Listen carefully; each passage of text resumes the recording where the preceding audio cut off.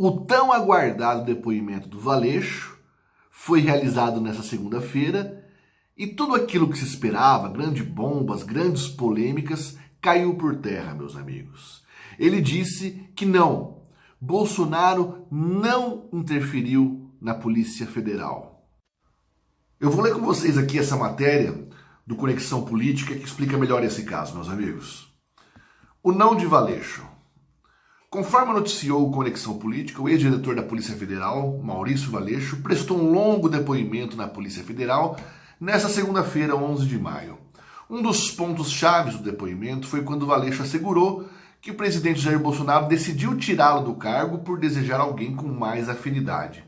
Segundo Valeixo, ele nunca recebeu pedidos do presidente para obter acesso às investigações ou a inquéritos sigilosos. O delegado perguntou ao ex-diretor da Polícia Federal: a Presidência da República solicitou ao depoente algum dado sobre investigação policial em curso, seja pelo nome de relatório de inteligência ou informação policial? E a resposta de Valeixo foi objetiva: não. Outra pergunta: em algum momento a presidência reclamou com Valeixo o não envio de relatórios de inteligência? Questionou o interrogador e a resposta foi não. Meus amigos, querem derrubar Bolsonaro de qualquer forma, estão desesperados. Pode parecer para as pessoas menos informadas, e até por essa razão eu peço para que você fique aqui e que você divulgue esse vídeo para o máximo de pessoas possível. Pode até parecer que é uma teoria da conspiração, e eu vou mostrar para vocês que não é, meus amigos. Os nossos inimigos, muitas pessoas pensam que é PT, PSOL, MBL, Rede Globo, integrantes do STF. Não é isso, meus amigos. Os nossos inimigos são muito mais poderosos do que a gente, vocês e eu, podemos imaginar. É o comunismo, meus amigos, o comunismo. O comunismo, ele é denominado de diferentes formas, mas nós temos que ser muito objetivo. É o comunismo. Assim como Donald Trump, o presidente da maior nação, pensa, Bolsonaro também valoriza a família, os costumes e a liberdade individual. E é duro para a oposição aqui no Brasil aceitar isso, né? Principalmente nos dias de hoje, onde Bolsonaro defende até onde os seus limites o permitem, defende a liberdade individual, ao passo que agora a oposição, os inimigos, tiraram completamente suas máscaras, o teatro das tesouras caiu por terra e todos estão unidos para fazer com que a sociedade seja absolutamente dominada por seus governantes. O discurso dos inimigos hoje, meus amigos, é que o Bolsonaro é um traidor. É o que eles vendem na mídia, nas redes sociais, enfim, tentando emplacar o discurso que Bolsonaro é um traidor. Veja bem, como você poderia esperar um sucesso tão repentino em um ano e meio, aliás, nem mesmo um ano e meio de Bolsonaro na presidência da República?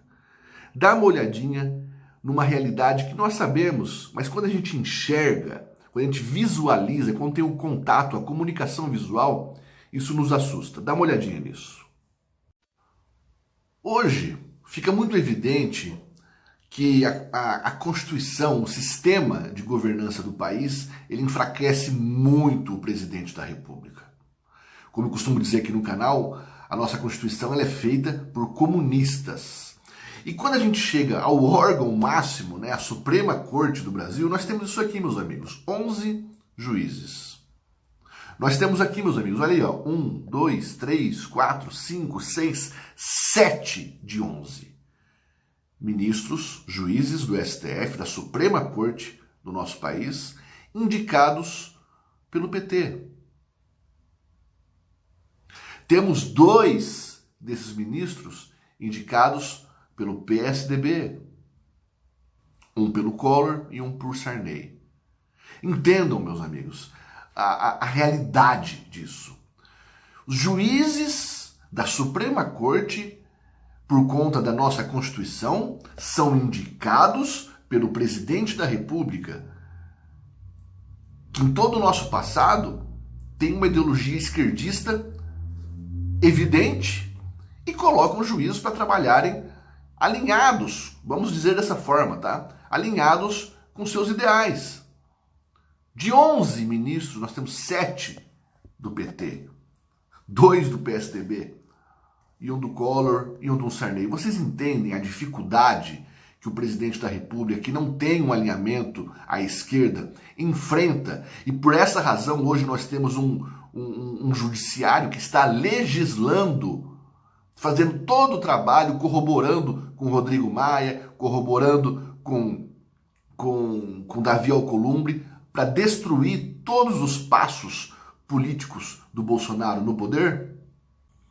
Então essa narrativa da oposição de dizer que Bolsonaro é traidor, né, porque se aproximou de fulano ou de ciclano, meus amigos, eu tenho na minha cabeça, tá, meus amigos, muito tranquilo esses passos de Bolsonaro, porque ou é isso ou é game over.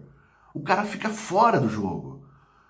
E quando você pega essa narrativa, ela é uma narrativa absolutamente vazia, porque essas mesmas pessoas que criticam o Bolsonaro por aproximação com um ou com outro político, que na verdade nada mais é uma forma de se permanecer no jogo e combater o comunismo, né? Essas mesmas pessoas, elas adotaram os mesmos discursos de PSOL, de MBL, da Globo, de jornalistas da extrema imprensa.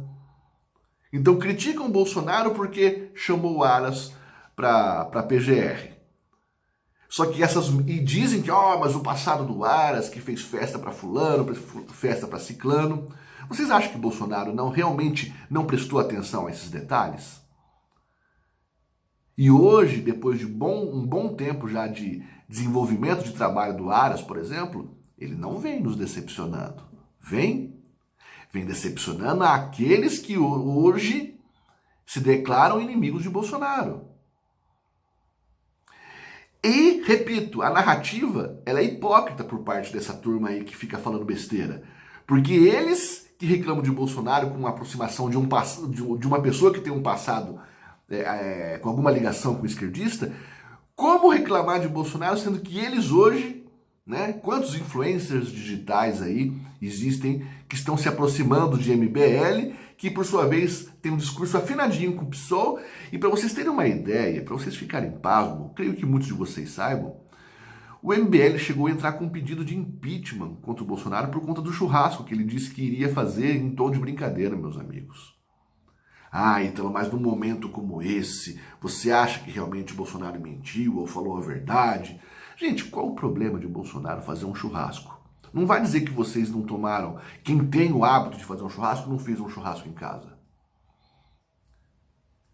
Preste atenção.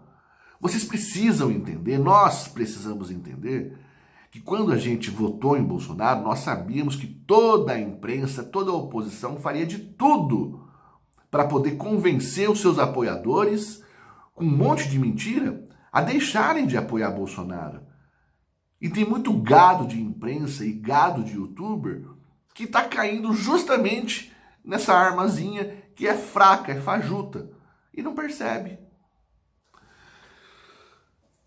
Outro ponto que falam muito a respeito de Bolsonaro, meus amigos, eles vêm emplacando um discurso que Bolsonaro é criminoso. É criminoso, não fala qual é o crime, só fala que Bolsonaro é criminoso, né? Esse momento que nós vivemos com o vírus chinês em escala global, ele está sendo usado de uma forma política para derrubar o Bolsonaro. Vamos aos fatos, vamos nos atentar ao que de fato é verdade e tentar esquecer narrativas, certo? A gente observa informações que vêm da extrema imprensa de jornalistas que defendem a quarentena, que as pessoas fiquem em casa, e elas promovem esse tipo de entendimento.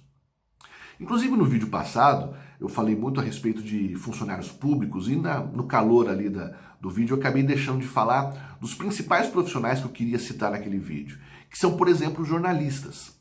Para o jornalista, o trabalho de jornalismo em si, ele pode ser adequado a uma quarentena, ele fazer o trabalho de casa, e ele sabe que no final do mês o salário dele vai estar garantido. Especialmente quando você defende uma narrativa como essa, de quarentena, de isolamento, de ficar dentro de casa. Então nós temos jornalistas como, por exemplo, Vera Magalhães, que fala: eu estou aproveitando essa quarentena para assistir Netflix, para tomar meus vinhos, para comer meu queijo, para ficar na banheira, até publicou fotos. Vocês acham realmente, né? As pessoas não fazem um questionamento racional. O brasileiro, se tivesse a mesma oportunidade que ela tem de trabalhar, mesmo que fosse numa outra área, mas dentro de casa, tendo condições financeiras de tomar um vinho, de tomar um refrigerante, de tomar um suco que seja, mas ficar dentro de casa e ter a garantia do seu sustento através do seu salário no final do mês, as pessoas ficariam em casa. O problema é que não é a realidade da maioria, da esmagadora maioria dos brasileiros.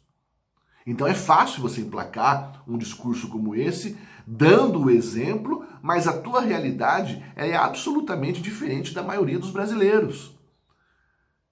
E o brasileiro, nós brasileiros, não somos mais enganados. Não caímos mais nessa conversa da extrema imprensa. Por isso que apoiamos o presidente. Mas eu acho que falta, meus amigos, um apoio mais intenso.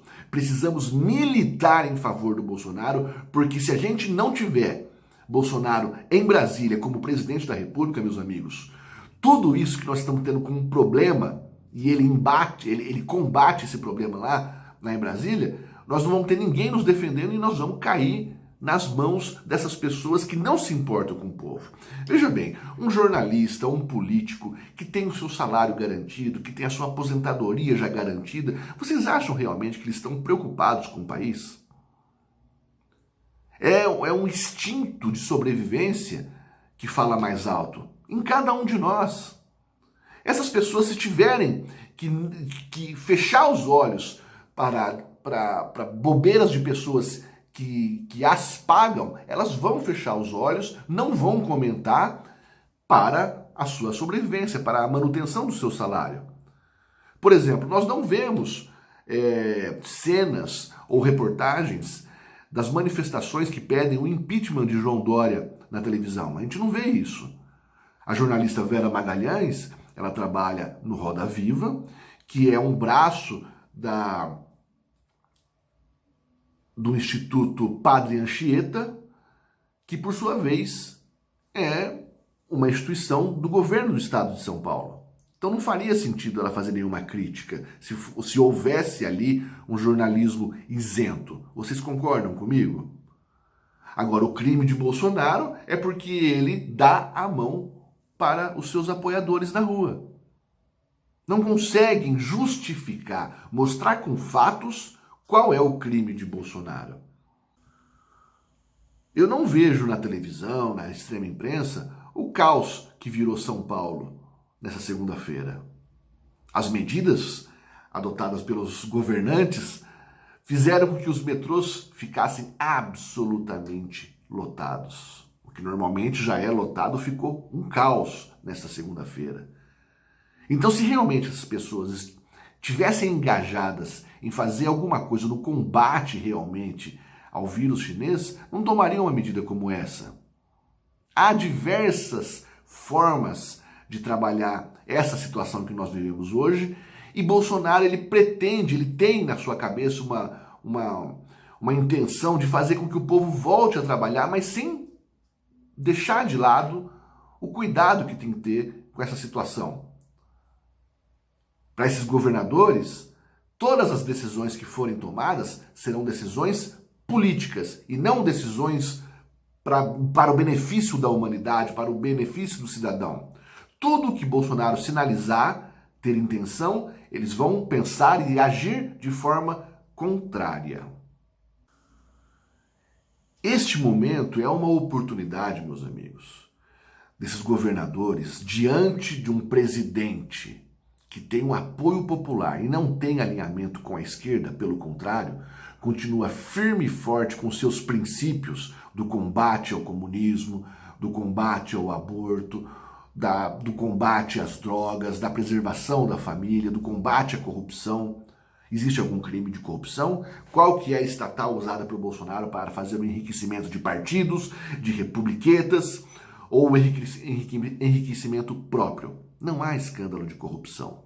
Então eles criam uma série de escândalos baseado em exemplos como esse, de querer fazer um churrasco no domingo, ou ainda de sair a pé numa padaria e ter o apoio da população. Então é uma oportunidade, meus amigos, que existe para que a oposição se una e tente quebrar não só o Brasil, mas quebrar os brasileiros. Medidas como essas, meus amigos, deixam o trabalhador informal sem dinheiro, escravo do Estado por conta de R$ 600, deixam os micro e médio e até mesmo grandes empresários numa situação difícil, porque tem que justificar o salário dos seus empregados e também tem que manter a sua sobrevivência. Você quebra toda a economia, você deixa o seu governo estatal, do Estado, com todo o déficit de arrecadação compensado com o dinheiro que vem da União, aprovado ali pelo Senado, pela Câmara, pelo STF. Fica numa situação tranquila. Para quem sabe, meus amigos, implantar um novo modelo econômico, não só no Brasil, mas no mundo. Ao mesmo tempo que tudo isso acontece, o governador João Dória anuncia investimento chinês aqui no Brasil, em estradas e infraestrutura. Essas coisas não são noticiadas. E olha o que acontece, meus amigos. Eu até falei isso no último vídeo que eu fiz aqui nesse canal. O comunismo ele vem sendo implantado a conta-gotas.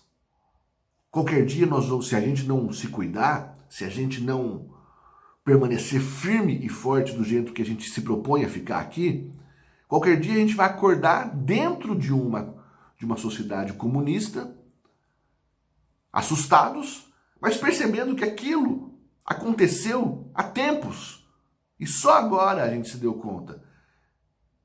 Tem pessoas aceitando usar máscara e achando certo que o Estado deve prendê-la se não usar. Ficar dentro de casa. Não pode, não é assim. E quando eu falo isso, não quero dizer que a gente não deva ter o contato, o cuidado com essa questão do coronavírus, do vírus chinês. Nós temos que ter o cuidado. Mas, sobretudo, nós temos que ter a liberdade, nós temos o direito de decidir como nós vamos enfrentá-la. E não o Estado vir e obrigar sob pena de multa ou de prisão quem não respeitar. Prestem atenção no que está acontecendo, meus amigos. O comunismo, meus amigos, é uma ameaça real. E a gente não pode achar que o comunismo só existe em outros países ou nos livros de história. É uma ameaça real. Para vocês terem uma ideia, para quem não sabe, para quem não tomou conhecimento, o Donald Trump está apertando ali o cerco contra o Barack Obama. O Obama Gate.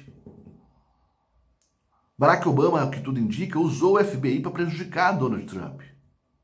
Olha isso, meus amigos. Podemos até fazer um vídeo em breve a respeito disso. Mas o que eu quero trazer para vocês, meus amigos, que comunismo, o que os comunistas fazem é dizer que a direita é surtada por falar de comunismo. E muitas pessoas pensam assim, Ítalo, conversam comigo, mandam mensagem, até mesmo no meu ciclo de amizade, falam, o Lula não é comunista. E esse é um grande erro, meus amigos, ao ter esse tipo de percepção.